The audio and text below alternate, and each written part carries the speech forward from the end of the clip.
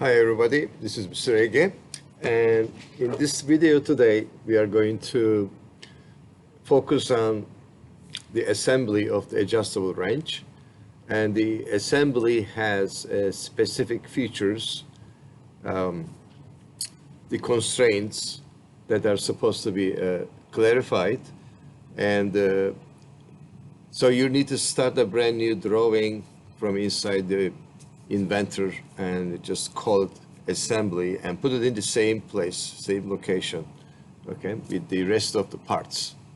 So as you can see, I made a slight changes. For example, I write stem, it was lions before, and I changed the lettering on the stem, and stem careers are extremely becoming popular every single day, so it's a good idea to go with the trend. So STEM, capital letters, or you can write your own letter, last name, or company name. You can, or Fairfax High School, or Lions, whatever you like to do. I find the stem is a better choice. One of the things I did was the adding a rod, okay, in the opening over here, and so that I can insert the thumb wheel inside, okay? So I included the rod activity, rod part, okay, to the handle. But initially, when you are 3D printing, that may be excluded. It's totally up to you, because I find out that the plastic filament easily breaks down once it's 3D printed. So, but for all the practical purposes, I want to put together all the parts of the adjustable wrench and to show you that everything works out very nicely as assembled, okay? And I just did that and simply added a rod, okay? So that I can insert the thumb wheel around the rod and put the constraints properly. So this is the small adjustable wrench, a mini adjustable wrench, and this is the jaw, the bottom jaw, top jaw, and handle together.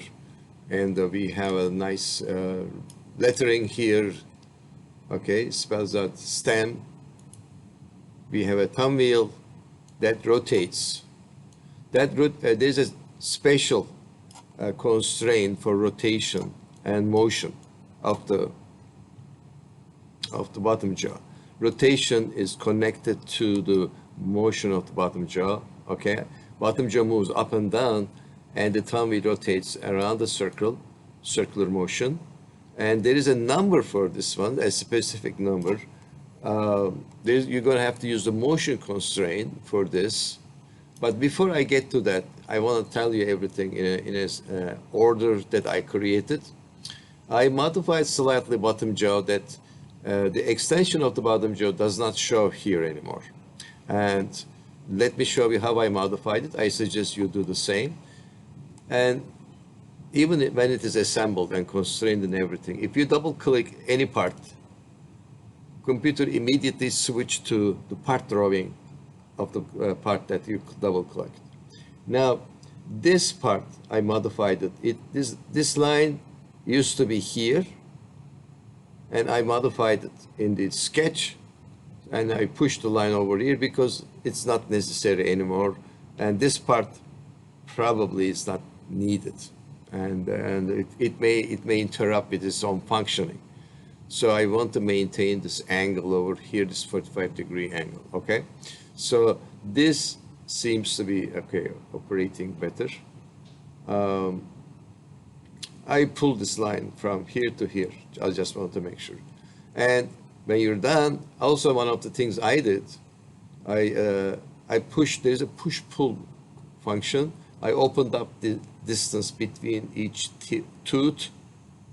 Okay, the distance between two teeth is doubled, okay, so that it accommodates the thumb wheel tooth inside.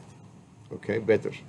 And once it works, just I click on the return, okay, now everything's all together. And I wanted to mention to you a little bit about the constraints that I use. Initial constraint, okay, there is a two sets of constraint initially for the bottom jaw, and I'm going to change my angle a little bit so that I can show it to you. Okay, so for the bottom jaw, you need, okay, you go to constraint and you choose face to face. That's a mate constraint. The mate constraint, okay, of the other side, opposite side of this extension, bottom jaw extension, okay, and the inside surface of the space that it is accommodated. It is secured against to, okay? So you want to click on that. Okay, before you do that, always one of the things I strongly suggest you to do, click on the handle, press the right mouse button, make sure that handle is grounded. One thing has to be grounded, and usually the main thing to be grounded is the largest item, okay, largest part. So I grounded the handle first, so that everything else, okay, obeys the handle, it follows the handle, okay. So when I go to constraint, mate constraint, and click on here, first, it doesn't matter anymore which surface I select first. I go and select this surface, click, and then I turn around the other side of this surface and click on that, so that it just simply contacts, two surfaces contact each other. That is constraint number one. When you click on that and when this happens, click OK, apply.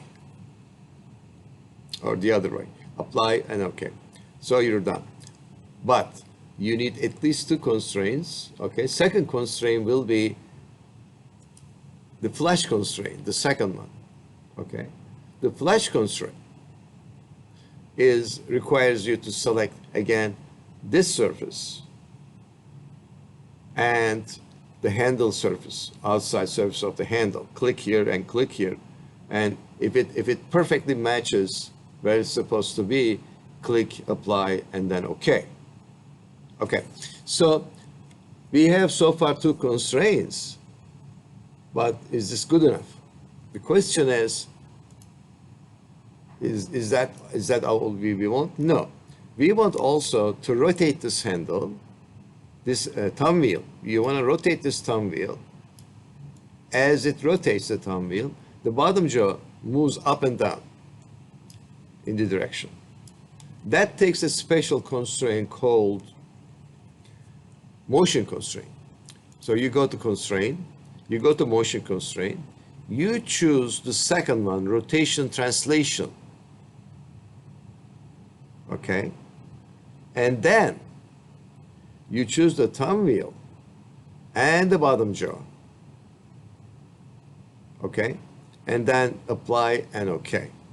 That number ratio, okay, seems to be 1 right now, but currently I changed that ratio quite a few times, like 15 times, to make it work, because it was not catching up. Initially, when I applied the constraint, when I rotated, this was going up too fast or too slow.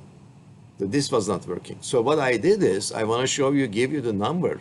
Is right now it's over here, rotation translation constraint right over here, and I set it up to, by playing back and forth, minus 0.13 inches. Minus 0.13 inches matches perfectly, okay, with the motion, rotational motion, and the linear motion, up and down. Okay, so this number is magic trick. Magic number, minus 0.13 inch, and it's a good number. You cannot possibly forget that, minus 0.13, but it seems to be working with me. Now, it may not work with your own configuration, it may be different number, but I suggest you do the same as I did and try it like a few times back and forth. And if everything works fine, call me. If it doesn't, call me anyway. I'll work on this one with you. So this is how it came out. I want you to write your name or your future company name. Okay.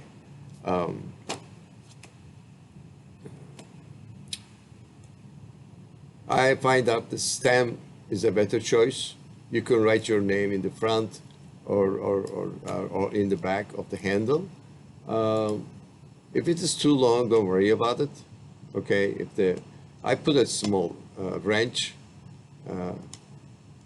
but the reason I did this because I want to print it, 3D print it. I will 3D print each one as I find time. Obviously, time is the thing. But this is the short and long of the story.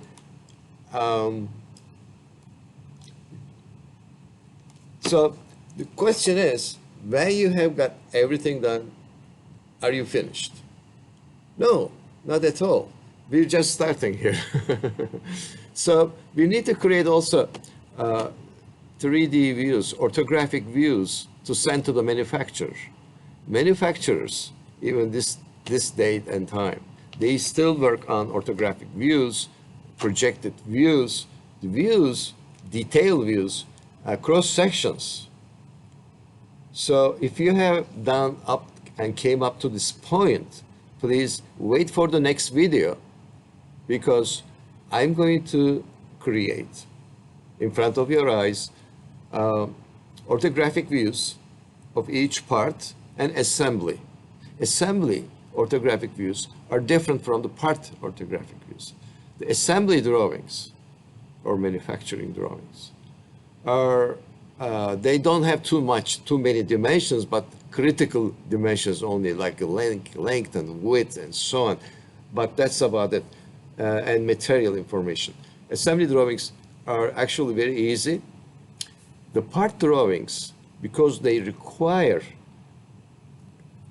manufacturing of each part, has all the dimensions absolutely necessary, not repeating, not even once.